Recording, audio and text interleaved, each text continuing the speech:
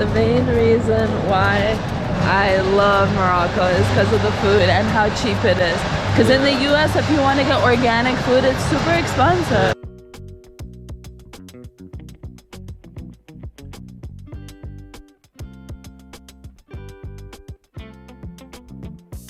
10 oranges for $2. When I first came to Morocco, the thing that I kept asking Ayub to get me is ramen. Like, I literally eat like 2 ramen a day when I first moved here.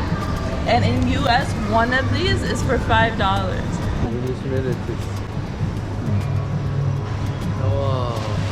it smells very good and fresh.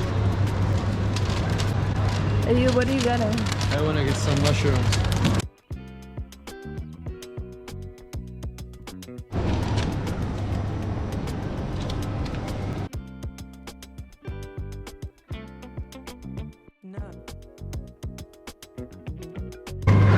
When I miss the junk food of the US, it's all here.